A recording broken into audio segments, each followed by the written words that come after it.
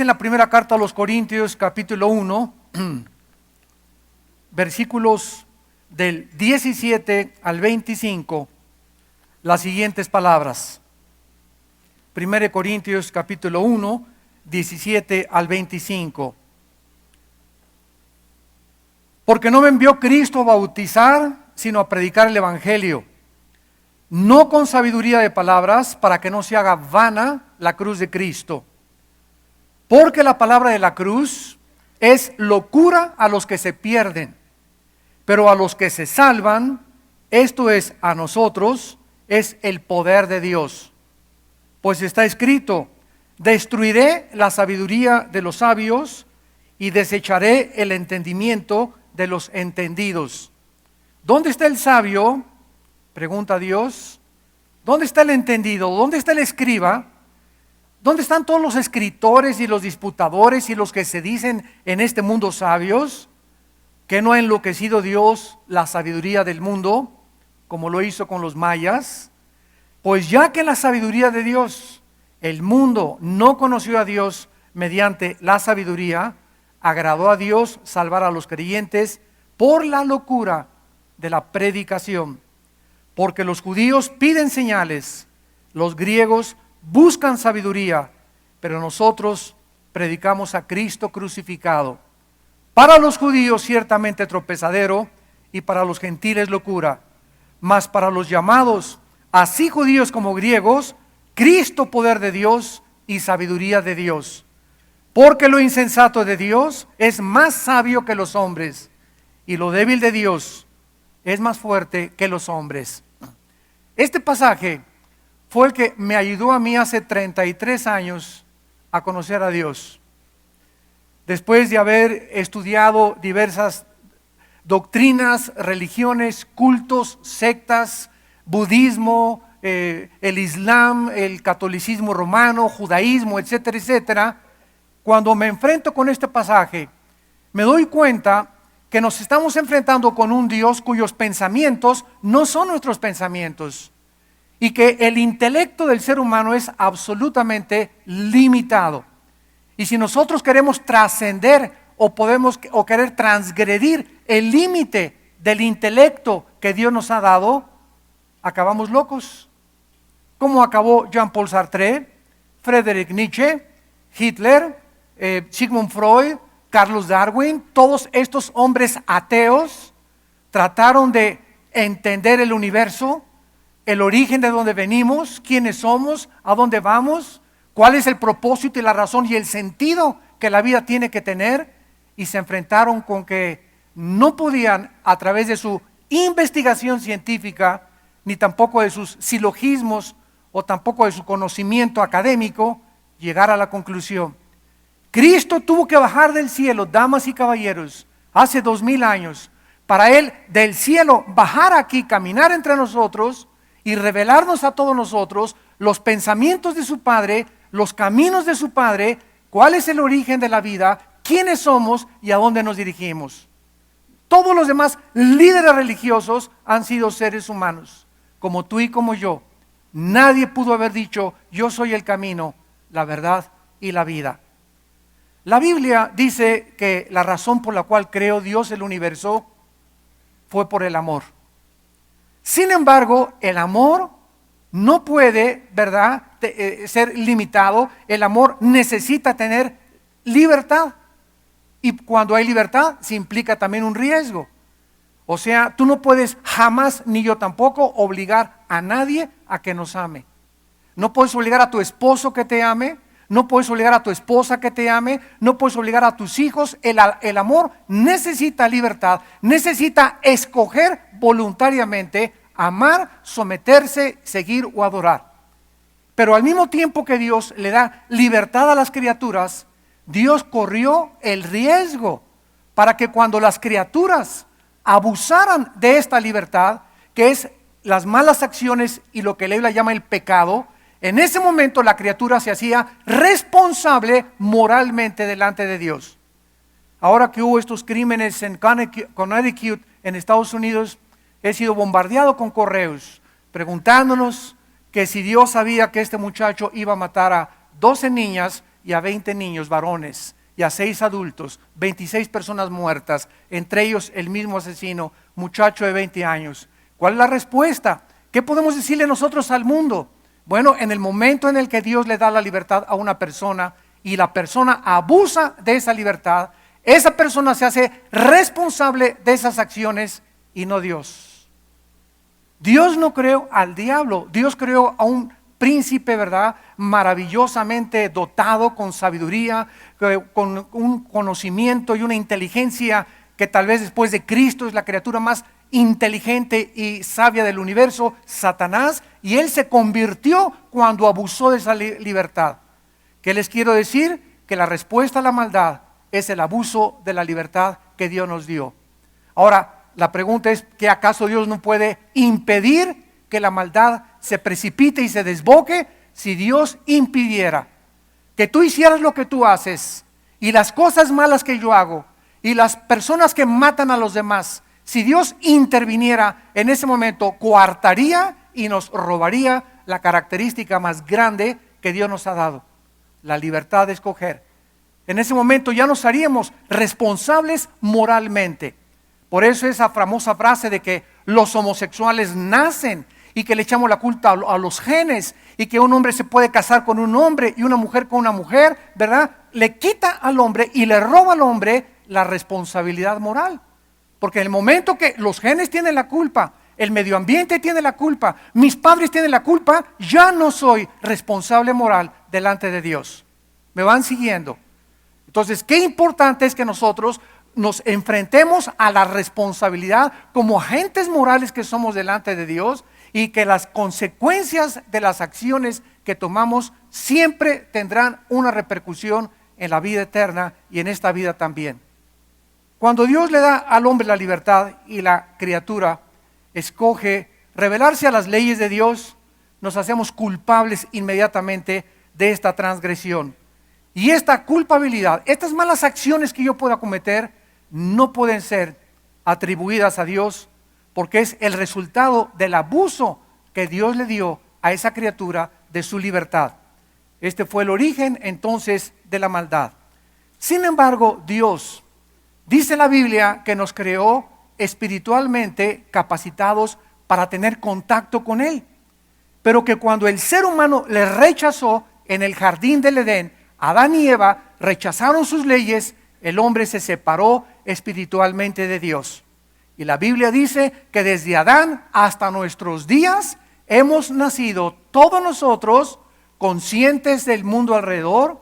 Pienso, luego existo, existo, luego vivo. Vivo, tiene que haber una causa, esta causa tiene que trascender, no puede encontrarse dentro de mí la causa de mi nacimiento, ni la causa hacia donde yo voy. Esta causa tiene que ser Dios. Esta línea de lógica elemental fue a la que concluyeron los griegos. Y la filosofía griega de la Edad de Oro hace 2150 o 2200 años antes de nuestros días, para nuestros días, nos damos cuenta que eran más inteligentes que los sabios griegos actualmente y que los filósofos del siglo XX. Hace poco que estuve en la Facultad de Filosofía en la universidad, yo reté a los profesores de filosofía y a los estudiantes con esta pregunta: ¿ustedes creen que la filosofía del siglo XX sobrepasa la filosofía de los griegos de la época de oro? ¿Hay alguien que pueda decir, soy más inteligente que Demóstenes, que Sócrates, que Platón? Entonces, ¿ha evolucionado la filosofía? En lo absoluto, no ha evolucionado.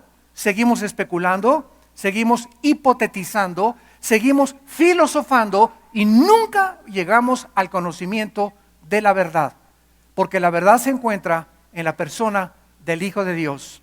En Cristo están escondidos todos los tesoros de la sabiduría y del conocimiento.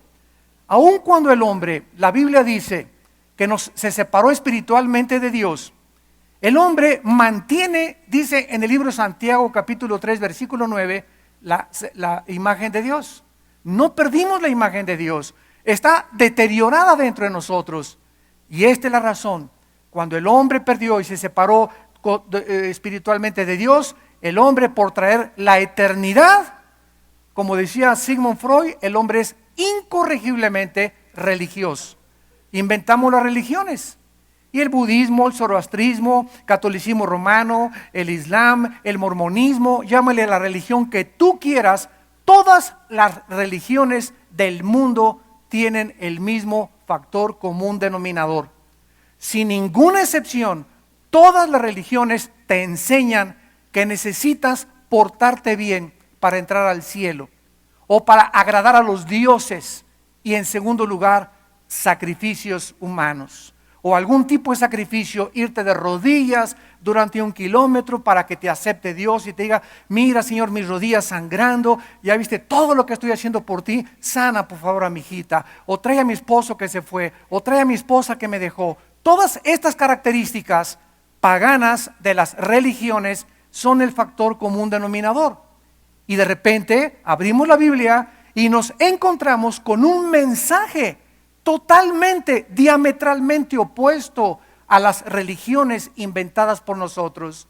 El mensaje de la cruz, el mensaje de la Biblia dice así: ven cómo estás a la cruz y tus pecados son perdonados por la fe en lo que hizo Cristo en esa cruz.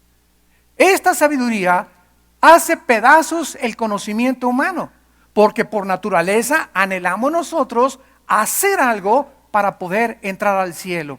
Como una vez una persona muy religiosa en un debate en televisión me agredió diciéndome: es que ustedes los cristianos la ponen muy fácil, nada más creer y ya, ¿verdad? No, no solamente es nada más creer, es que cuando tú crees verdaderamente, después de que crees y que tienes la salvación, el fruto de tu relación con Dios son las buenas obras. Pero no hacemos buenas obras para que Dios nos acepte, hacemos buenas obras como resultado y como el fruto de que ya tenemos dentro de nosotros la salvación. Por más buenas obras que tú hagas, puedes haber hecho 5 asilos, haber construido 50 orfanatorios, darle todo el dinero a los pobres. Lo que hagas en la vida no te puede aceptar Dios. ¿Por qué? Porque la Biblia dice y tiene el mensaje que la única forma que somos aceptados es a través de la muerte de su Hijo en la cruz del Calvario. Y de eso se trata el desarrollo precisamente de esta conferencia. Vemos aquí en el pasaje que acabamos de leer que el apóstol Pablo cita en el versículo 18 que este mensaje es locura. Este mensaje es algo que la gente no acepta de inmediato, como los griegos en los tiempos de Cristo. ¿Cómo puede este hombre decir que es el Hijo de Dios colgado en un madero, cuando nuestros dioses eran poderosos? Llegan los judíos: pero es que no puede ser que este hombre sea el Hijo de Dios. La misma Torá nos enseña en Deuteronomio que maldito es el colgado en un madero. No puede ser el Hijo de Dios.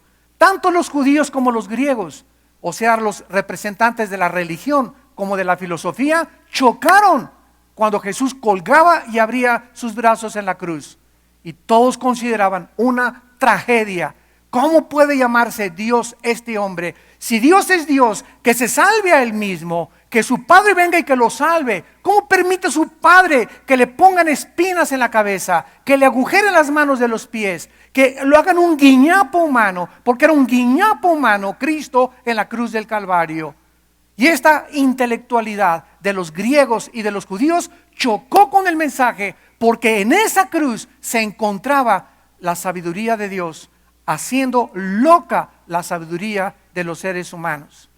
El contenido y el mensaje de la cruz es debido a que la Biblia dice que si tú quieres hacer la paz con Dios, si tú quieres conocer a Dios, no lo puedes hacer más que a través del sacrificio de su Hijo Jesucristo en la cruz. Dice en el libro de los Efesios capítulo 2, versículo 16, mediante la cruz reconcilió. En la cruz el Hijo nos unió a su Padre en un cuerpo, matando en ella las enemistades. En Colosenses 1, versículo 20, dice la Biblia: y por medio de él reconciliar todas las cosas, las que están en la tierra como en los cielos, haciendo la paz mediante la sangre de su cruz.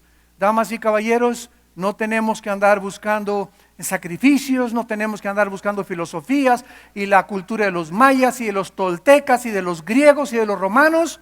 No hay nadie que se pueda comparar con el Hijo de Dios. No hay ningún líder religioso que haya dicho las palabras que Cristo dijo. El impacto de Jesucristo en la historia es tan abrumador y tan asombroso que es el único personaje del cual se celebra su nacimiento ahora en Navidad. Jamás nadie se acuerda cuándo nació Buda, ni Zoroastro, ni Mahatma Gandhi, ni tu padrino Walter Mercado. Nadie sabe cuándo murieron, nadie para, hasta los ateos descansan. ¿Y qué pasa en este tiempo de Navidad? Aunque sabemos que no fue el 24 cuando Él nació. Cristo nació en el mes de Tishri, en el hebreo, que es el mes entre septiembre y octubre. Cristo nace en septiembre, no en Navidad. Pero no importa el mes que haya nacido, necesita nacer en tu corazón. Pero qué importante es cuando nosotros nos damos cuenta que en esta época de Navidad, ¿cuál es la tradición? Los regalos. ¿Por qué nos regalamos unos a otros? ¿De dónde viene esta tradición de que le tengo que regalar a mis primos, a mis cuñados, a las personas que amo, con las que simpatizo, las que me han hecho un favor, a las que les estoy agradecido, les doy un regalo? ¿De dónde viene? De la Biblia. No viene de ningún libro religioso más que de la Biblia. ¿Por qué? Porque de tal manera amó Dios al mundo que nos dio a su Hijo unigénito.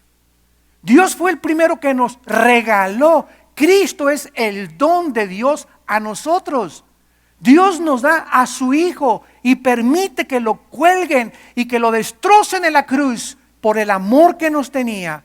No escatimó a su Hijo, sino que lo entregó por todos nosotros. De ahí viene la tradición de los regalos.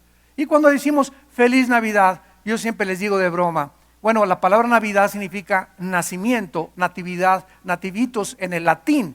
Entonces, ¿de qué me está celebrando si yo soy el 7 de junio, no el 24 de diciembre? Bueno, es la tradición, ¿verdad? Pero siempre nos decimos feliz Navidad, o sea, feliz nacimiento. Feliz Navidad es de Cristo, Él fue el que nació, no nosotros. Pero es la tradición en la que hemos nosotros llevado a cabo, y la Biblia nos muestra claramente que fue en la cruz donde Dios hizo la paz con el ser humano. La Biblia dice que Dios es santo y que nosotros somos pecadores. Y cuando queremos acercarnos a Dios, es como un muro que se levantó entre nosotros y entre Dios. Este muro se llama, Shakespeare le llamó el defecto trágico. Sigmund Freud, el medio ambiente. Carlos Marx, la lucha de clases. Le hemos bautizado al impedimento del hombre para acercarnos a Dios y el problema del hombre de múltiples razones. Pero la Biblia le llama pecado. Entonces, este muro que está entre tú y entre Dios, nadie lo puede quitar. Las religiones son inventadas para tratar de brincar y alcanzar a Dios. Y ninguna religión puede alcanzar a Dios. Cristo viene y rompe el muro de separación que es el pecado. Y ahora la humanidad, muerto Cristo en la cruz, podemos acercarnos en la cruz, nunca fuera de la cruz. Es en la cruz donde Dios hace la paz con nosotros como seres humanos, donde el Hijo nos reconcilia con su Padre mediante el derramamiento de la sangre de su cuerpo. No hay ninguna otra manera, ningún otro nombre dado bajo el cielo a los hombres en que podamos ser salvos más que en el nombre del Hijo de Dios. Ahora, muy bien, dice nuestro pasaje de 1 Corintios que aunque es locura a los que se pierden, a nosotros es el poder de Dios.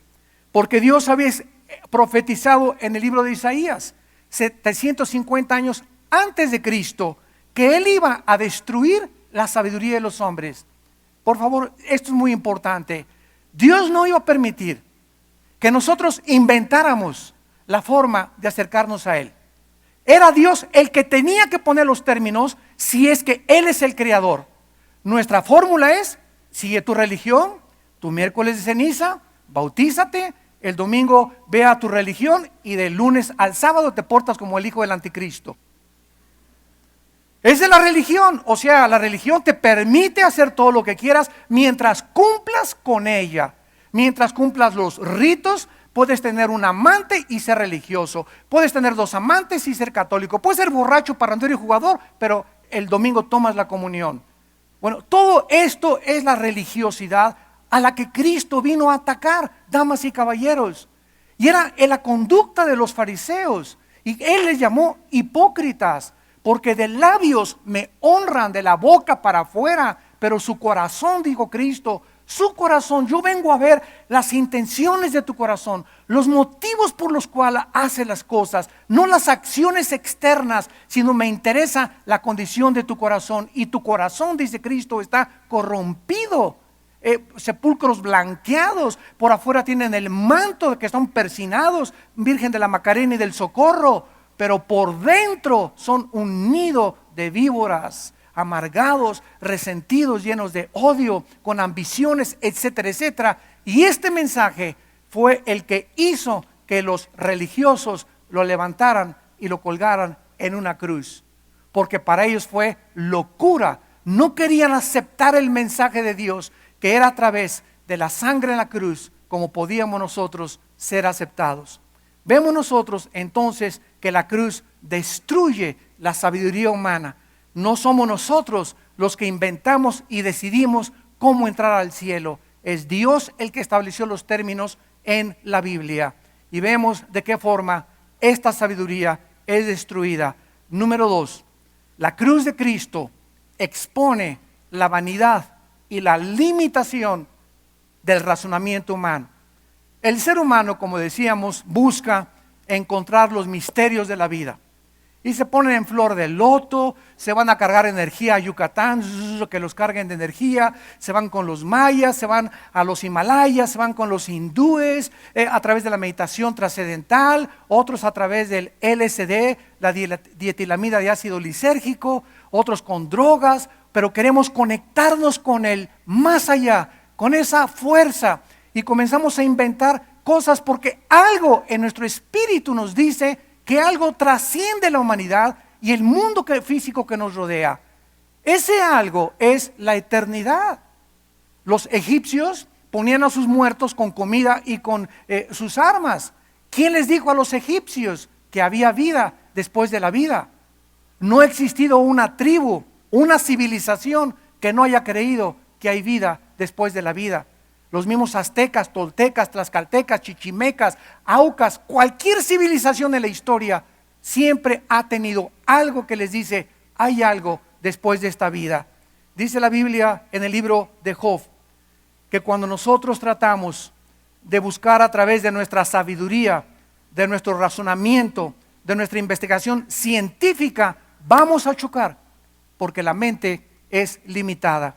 En el libro de Job encontramos a un hombre que perdió todos sus bienes materiales, un hombre que perdió a sus hijos, y la Biblia nos corre las cortinas en el libro de Job, que tiene la misma antigüedad que el libro del Génesis, la época de los patriarcas, y nos muestra que lo que estaba sucediendo aquí en la tierra tenía una repercusión espiritual. Había una confrontación cósmica entre el bien y el mal en el cielo, y se estaba librando aquí abajo en la tierra. Job fue un hombre que perdió absolutamente todo, y en su intelectualidad trató de encontrar la razón de por qué Dios había permitido que le quitaran a sus hijos. ¿Por qué Dios había permitido que permitiera su trabajo, que perdiera su trabajo? ¿Por qué Dios había permitido una enfermedad que tenía de la punta de los pies a la punta de la cabeza, una sarna maligna, tremenda? Y sin embargo Job comenzó a caminar en la vida preguntándose, Señor, ¿habrá algún pecado en mi vida? Llegaron 3 filósofos, sus amigos, y le dijeron, sí, tiene que haber un pecado por la maldición que has recibido. Si te pasó eso es porque hay una maldición en tu vida. Y sin embargo Job, a pesar de que no entendía la razón de lo que estaba pasando en este mundo, Job concluyó y dijo en el capítulo 37, versículo 19 y 20, muéstrame lo que he de decir, porque no podemos ordenar las ideas a causa de las tinieblas. Damas y caballeros, ¿cuántas veces buscamos respuestas? ¿Por qué pasó eso? ¿Por qué el tsunami en Indonesia se llevó al 65% de los niños menores de edad? Murieron en el tsunami, el 65% eran niños menores de edad. Una vez cuando compartí el mensaje de Dios y las tragedias, me volvieron a agredir con estas preguntas. ¿Por qué, si Dios es bueno, permitió a todos esos niños llevárselos? Y yo les contesté, en Indonesia, Jakarta y toda esa zona del Asia, es la zona del mayor paganismo e idolatría, brujería, prostitución y tráfico de humanos. Dios en su misericordia se llevó a todos esos niños para que no crecieran como sus padres. Para nosotros es una tragedia, no, si hubieran quedado aquí a vivir, que crecieran prostitutos, prostitutas, rebeldes, borrachos, parranderos, jugadores, drogadictos y que nunca conocieron a Dios. Ese era el anhelo de nosotros si se quedaban vivos, pero los pensamientos de Dios no son nuestros pensamientos. Y cuando Dios se lleva a alguien de este mundo, Él es el soberano Dios. Oye, ¿quién le va a decir a Dios qué haces? Él es el único que nos puede quitar la vida y todos nosotros estamos sentenciados a morir. Unos de ustedes van a morir en un avionazo, otros van a machucar un tren, otros va a ser un tractor, lo va a hacer papilla, otros de cáncer en el hospital, otros saliendo aquí a lo mejor les da un embolia, un ataque al corazón, otros una bala perdida, otros en su cama tranquilos, pero todos nosotros tenemos que morir. Pero cuando mueren 60 en un avión, cuando mueren 300 en un trenazo, le llamamos tragedia. Todas esas personas tenían que morir algún día, pero como murieron juntos, es una tragedia para nosotros. ¿No es verdad? Pero todos los días están muriendo. ¿Cuántas personas mueren diario? Millones de personas. Diario están muriendo.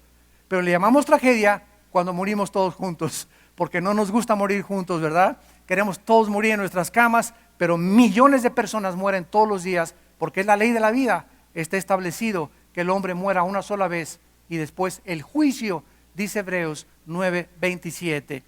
Entonces Job dijo: yo no puedo ordenar mis ideas porque mi mente está llena de tinieblas.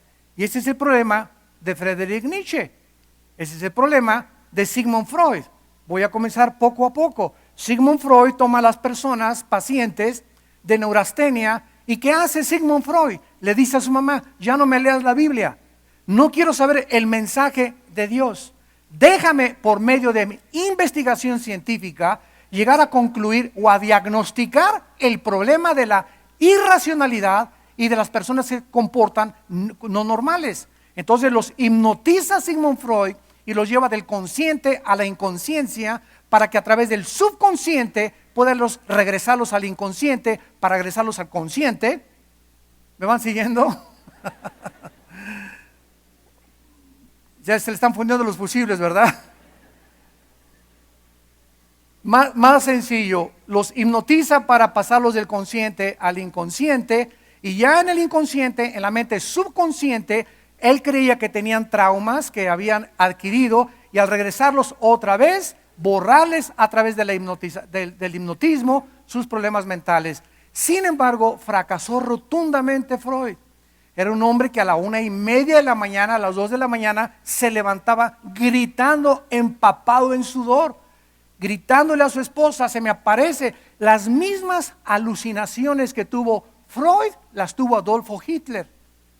Era otro hombre que se levantaba a las 2, 3 de la mañana gritando que había gente que lo quería ver. La Biblia le llama demonios. Friedrich Nietzsche dijo: la moral y la ética cristiana es de los débiles. Tenemos que crear el superhombre. Su libro Zaratustra, así hablaba Zaratustra, el anticristo. Y Nietzsche a los 42 años se vuelve homosexual. Lo internan en un hospital psiquiátrico al que dijo: Dios está muerto. El cristianismo es una filosofía y una ética débil. No es para nuestra vida. Tenemos que crear un superhombre que en lugar de debilidad y en lugar de humildad sea un hombre orgulloso y que pueda superar a todos los demás. Hitler agarra los escritos de Nietzsche y los cree y comienza a tratar de crear la raza aria como la superraza de Europa, para tratar de hacer a un lado a los judíos, a los homosexuales, a los negros, a todas esas personas que no eran blancas ni de ojos claros. ¿Cuál fue el problema de todos ellos? Bueno, cuando Nietzsche muere loco en el psiquiátrico. Y dicen que en su casa de Alemania, en Berlín, cuando murió Nietzsche, decía arriba: Nietzsche murió, Dios sigue vivo. Jean-Paul Sartre, otro hombre filósofo de los 60, padre del existencialismo, ¿qué dijo Sartre en su libro La náusea y el muro? Que he llegado a un momento, sinceramente dijo Sartre, en el cual yo no encuentro respuestas. He estado luchando y demostrando que un Dios que no existe es una aberración intelectual. He gastado mi vida demostrando que algo no existe. Sartre llega a la conclusión de que él mismo era un filósofo fracasado, porque nunca pudo transgredir ni traspasar los límites de la razón. Dice la Biblia, hace 2800 años, las tinieblas cubren la mente del ser humano. Y no es hasta que Cristo, en la forma del Espíritu Santo, viene a tu vida y a mi vida, que nos va quitando las tinieblas y nos va corriendo la cortina de una dimensión que el ser humano en su intelectualidad jamás podrá traspasar sin Cristo dentro de tu vida.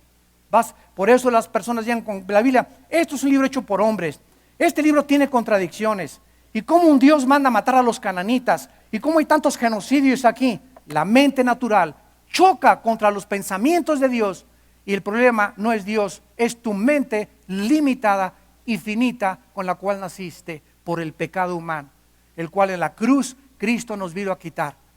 Hace muchos años había un hombre llamado Agustín de Hipona, en el siglo II, III de la era cristiana. Agustín fue un gran pensador de la iglesia romana, y un día iba caminando por la playa Agustín pensando: ¿por qué Dios, si es todopoderoso, permitió crear el mal? ¿Por qué, si Dios es todopoderoso, no acaba con el mal? ¿O no es todopoderoso? Entonces, si no acaba con el mal, conclusión, no es todopoderoso, porque si fuera todopoderoso, acabaría con el mal.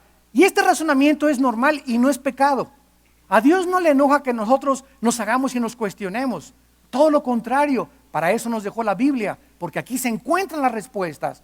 Bueno, Agustín iba caminando en la playa.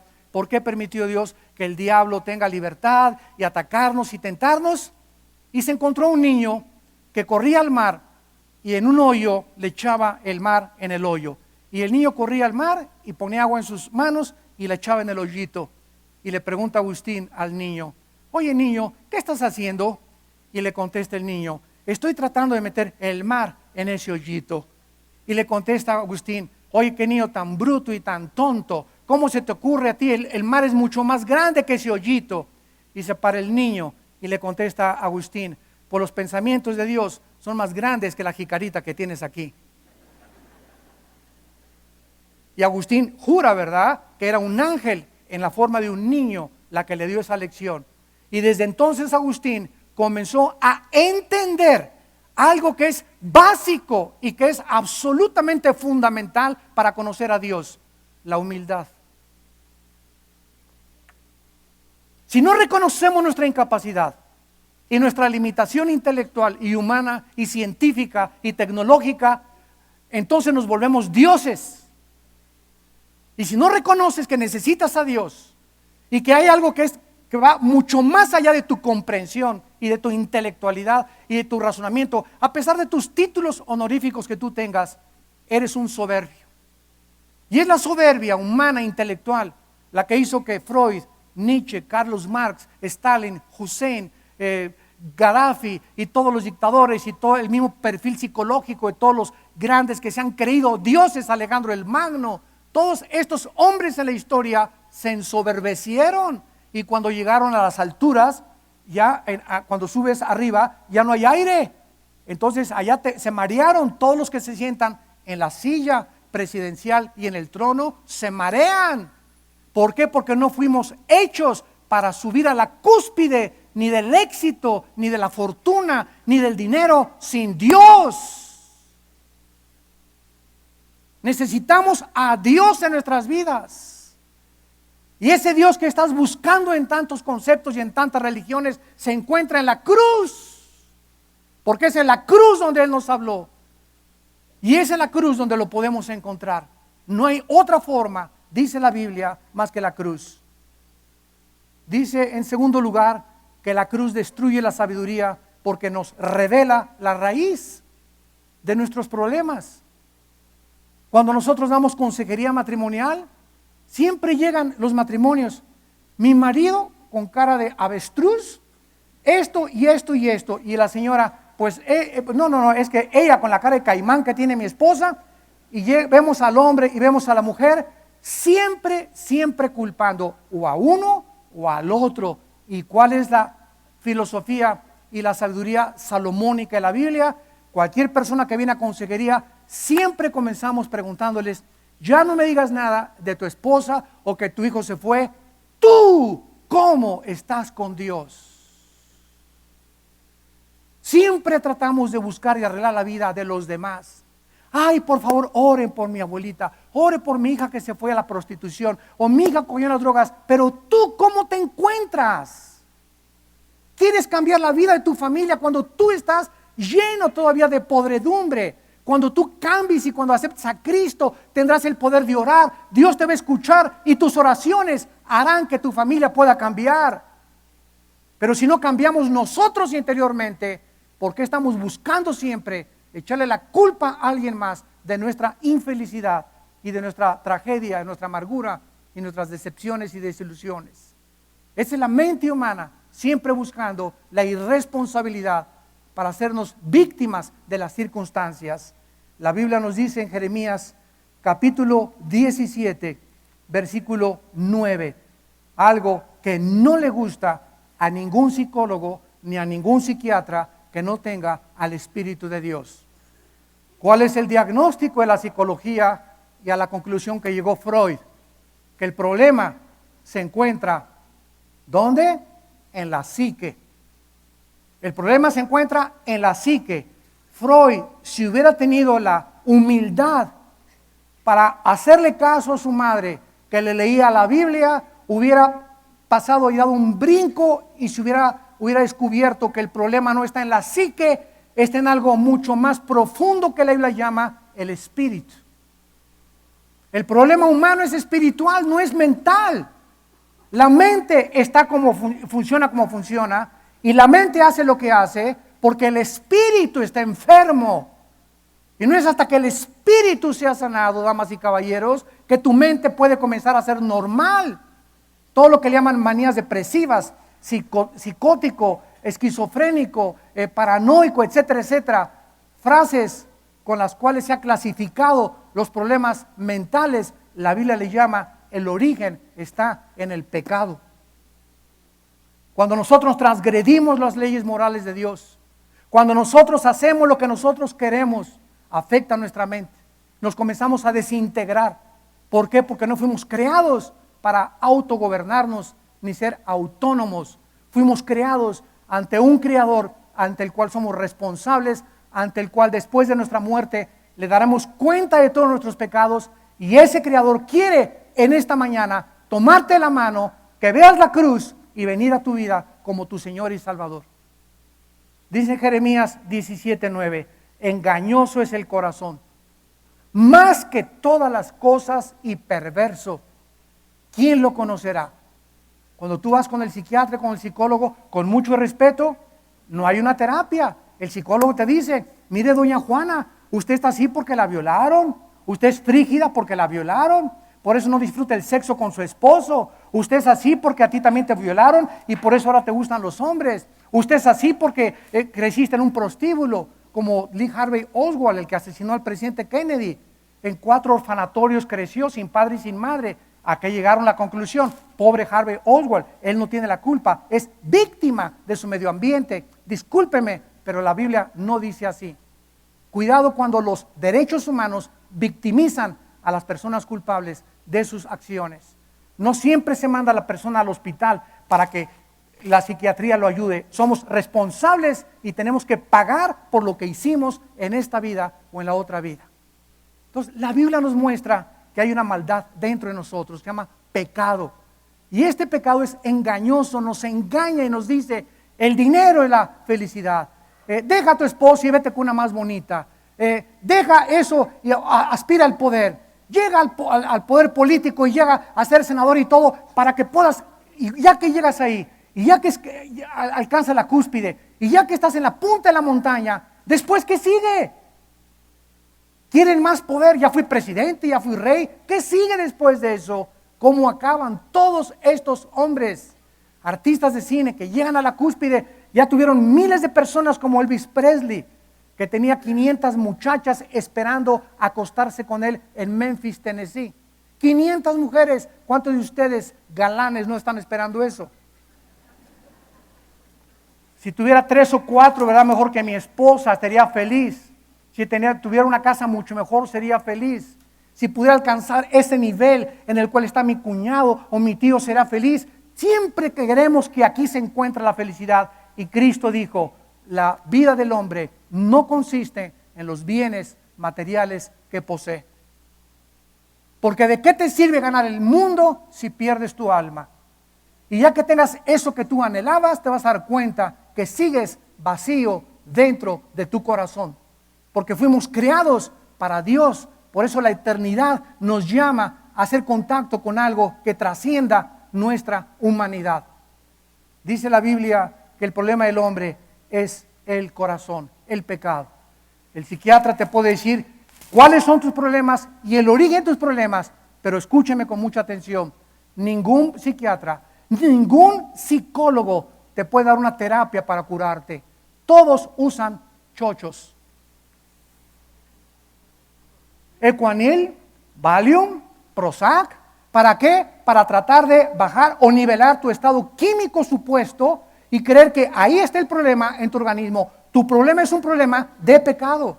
Es algo que no has arreglado con Dios desde hace muchos meses o hace muchos años, lo que ha afectado tu manera de pensar.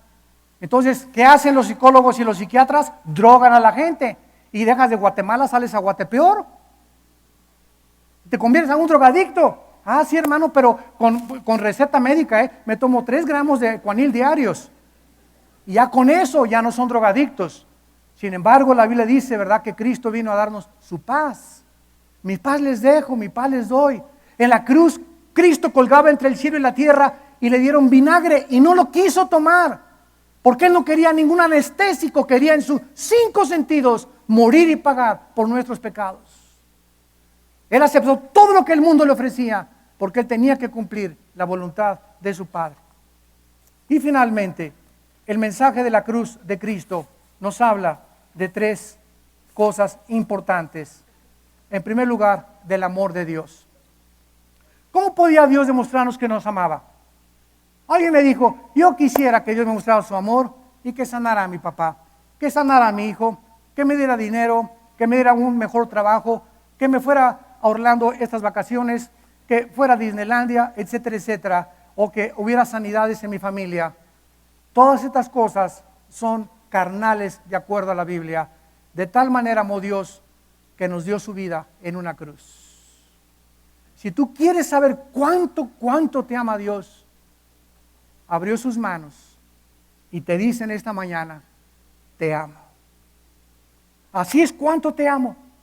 No dándote nada más que mi propia vida. Y no hay mayor amor que el que da su vida por los demás. Así dice la palabra de Dios. Entonces, en el amor de Dios, ¿verdad?, nos damos cuenta que el que no conoció pecado, Cristo se hace pecado por nosotros. Y ahí en la cruz del Calvario grita, Elí, Elí, lama sabactani, en arameo, que significa, Dios mío, ¿por qué me has desamparado? En ese momento en la cruz, algo misterioso pasó. El Padre se separa del Hijo y el Hijo queda solo en la cruz. Cuando tus pecados eran puestos y mis pecados sobre su cuerpo, no sobre su espíritu, sobre su cuerpo, porque Dios no puede morir. Y ahí Cristo en la cruz del Calvario se separa de su Padre, es enterrado, vacía su vida y resucita a los 3 días. Y saben una cosa, si Cristo no hubiera resucitado, comamos y bebamos, que mañana moriremos. ¿Para qué le soy fiel a mi esposa? ¿Para qué soy honrado? ¿Para qué quiero buscar las características morales de mi vida? ¿Para qué quiero ser una persona honesta si el que no tranza no avanza? Pero cuando la Biblia nos muestra que hay un juicio, el juicio viene después de nuestra muerte y la resurrección de Cristo nos garantiza que vamos a volver a vivir. No somos como los animales en la tierra, no acaba todo ni en la tumba. Cuando tú mueres se sale tu espíritu y tu alma. Génesis capítulo 35, tu cuerpo lo pueden cremar, se lo pueden comer los tiburones, puede morirte quemado en una casa, no importa lo que tu cuerpo le hagan, puede caer un avión y quedar desparramado tu cuerpo por todo un campo, no importa el cuerpo, es el envase, es la cárcel donde está nuestra alma y nuestro espíritu. Al morir el cuerpo se deshace o se lo comen los gusanos, pero sale de nosotros como la mariposa. Comenzamos a ser libres por primera vez y nos damos cuenta que valió la pena vivir para Jesús. Que para nosotros el vivir es Cristo y morir es ganancia. Que dichosos y felices los que mueren en el Señor, porque han descansado de sus obras. Que anhelamos en nuestro corazón todos los días decirle: Cristo, ven pronto por nosotros. Sácanos de esta prisión que es el cuerpo, para que tengamos un cuerpo resucitado, incorruptible, semejante al cuerpo de la gloria tuya. Qué maravillosa esperanza nos da la Biblia, no los mayas. Virgen de la Macarena. En segundo lugar, Dios nos habla en la cruz de su sabiduría. Dios escoge este mensaje: crean en mí y sean salvos todos los términos de la tierra. Cuando Cristo estaba en Getsemaní, cayó de rodillas y comenzó a transpirar sangre por su piel. Y en ese momento entró en un estado de tensión tan profundo, tan inexplicable, que se llama hermatodosis científicamente, lo que le pasó a Cristo cuando la sangre sale de las células y de la piel. Y Cristo le dice a su Padre: Padre, si es posible, en otras palabras, ¿no hay otra forma de salvarlos? ¿Por qué no les dices: mis chiquilines, pórtense bien, mis nenes, cada quien siga su religión, y entonces todas las religiones llevan a mí, y todas las religiones que ustedes han inventado, ¿verdad?, son buenas, y al final los voy a recibir? Eso no es el mensaje de la Biblia. Ese es el mensaje de las religiones y del paganismo. La Biblia dice: sin derramamiento de sangre no hay remisión de pecados. ¿Y qué le dijo el Padre? Soy infinitamente sabio, el Dios creador de los cielos y la tierra. No hay otro camino. Tienes que morir en una cruz. El justo tiene que pagar por los injustos, el inocente por los culpables. Este mensaje es locura a los que se pierden, pero poder de Dios a los que se salvan. Un día en una universidad aquí cerca de Satélite, estaba compartiendo yo el mensaje de la creación o de la evolución y demostrando lo anticientífico de la evolución y las evidencias científicas de la Biblia, cuando el maestro universitario enfrente a los alumnos me quiso ridiculizar diciéndome: ¿a poco ustedes de los que creen que Adán y Eva? Y yo le contesté: ¿y a poco ustedes de los que creen que venimos del chango? ¿Cuál es más locura? ¿Cuál es más locura? Si eres científicos que nos acompañan, intelectuales que nos acompañan, tú te llamas científico, te llamas intelectual y ateo y crees esas tonterías, cuando no hay una evidencia científica que tengamos una selección natural ni que vengamos de los animales. Una sola cambio genético entre una mutación entre una especie y otra especie no existe. Por eso se llama teoría de la evolución. Pero eres ateo y lo crees, eres doctor y lo crees. Profesando ser sabios, se hicieron necios, dice la Biblia. Entonces atacan este mensaje. ¿A poco Adán y Eva? ¿A poco crees el Génesis? Pues ¿a poco crees que vienes de Chita? Tal vez por eso te portas como te portas. Y finalmente, Cristo nos habla en la cruz de la profundidad del pecado. Si hubiera habido otra manera en la que hubiéramos podido ser salvados, Dios nos lo hubiera dicho. Pero la Biblia es bien clara: no hay otro nombre, no hay ningún santo, ningún papa, ningún cardenal, ningún padre, ningún pastor, ningún líder religioso, no hay nadie que nos pueda salvar más que el nombre de Jesucristo. Nada más.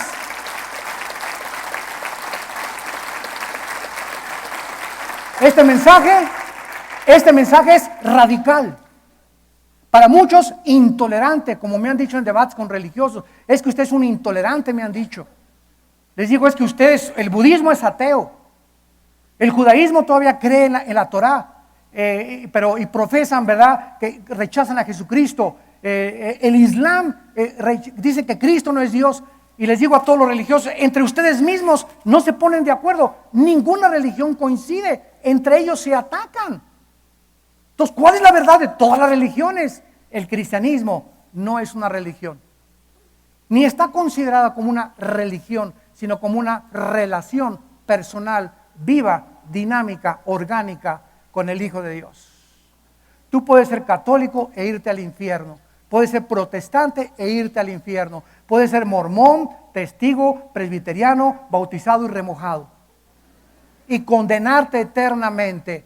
¿Por qué? Porque no es la religión la que salva, entiéndelo, es la persona de Cristo en la cruz. Y no es hasta que tú lo aceptas que Él puede salvar y cambiar tu vida.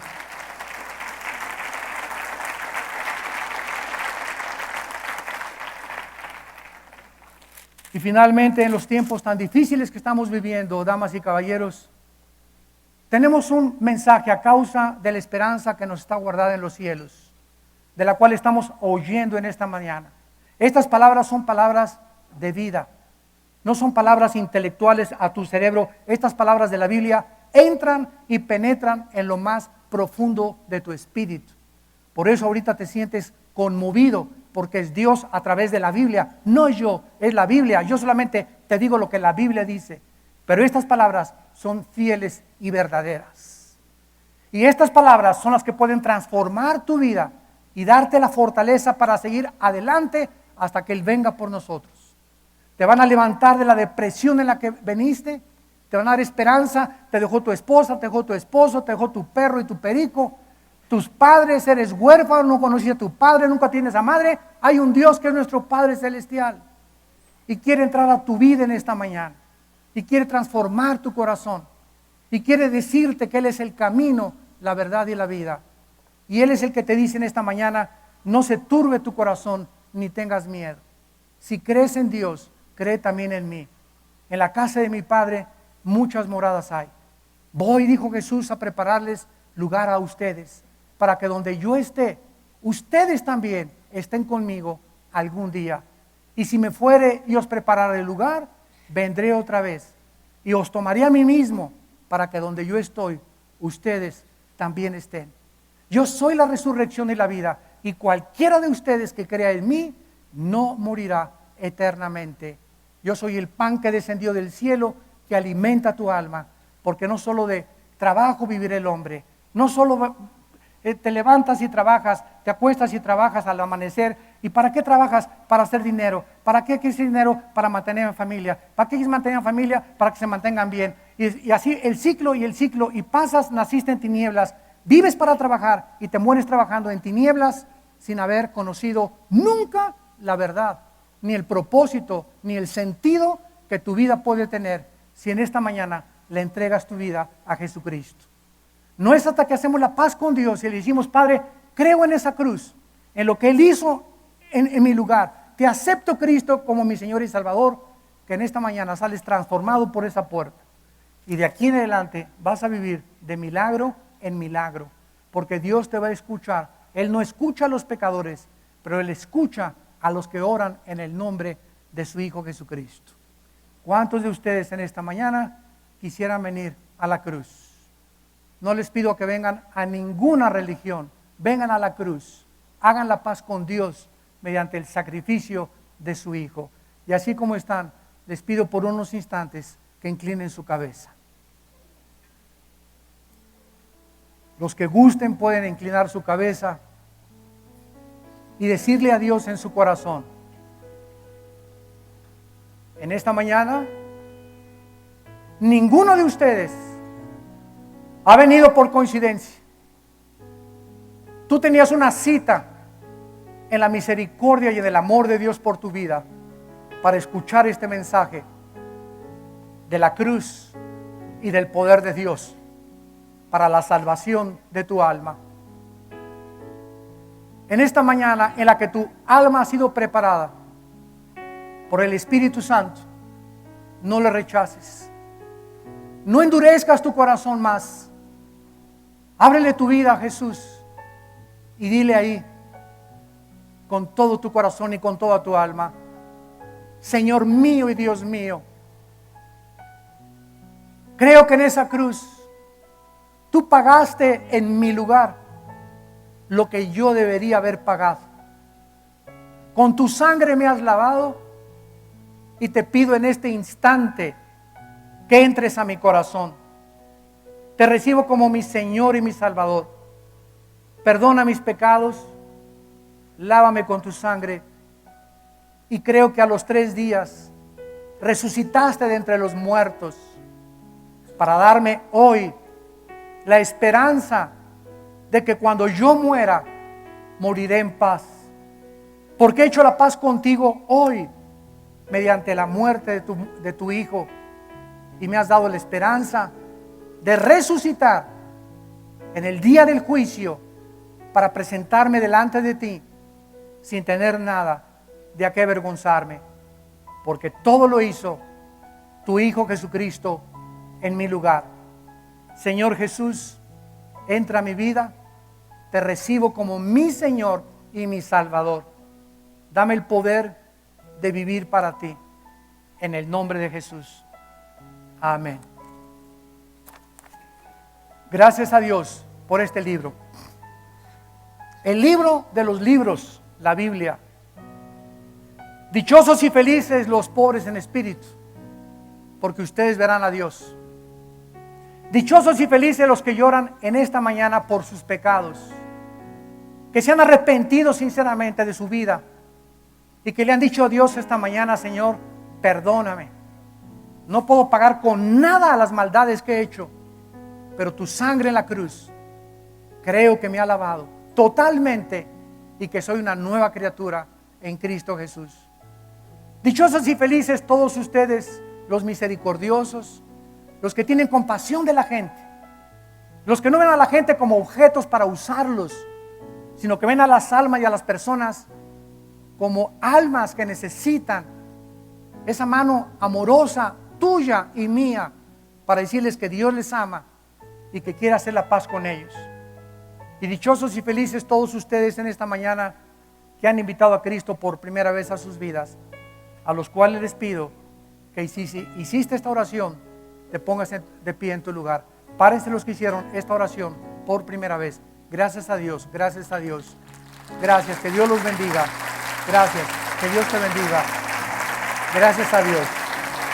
Gracias allá atrás, mucha gente. Gracias a Dios por estas almas. Gracias, que Dios los bendiga. Muchas gracias, que Dios te bendiga. Muchas gracias. En el nombre de Vida Nueva para el Mundo, les damos las más cordiales felicitaciones para este año y el próximo. Que Dios los llene de su paz, que ponga sobre tu vida su paz en este momento y que tú puedas vivir la corta vida que nos queda para agradar a Dios. Les bendecimos en el nombre de Jesucristo.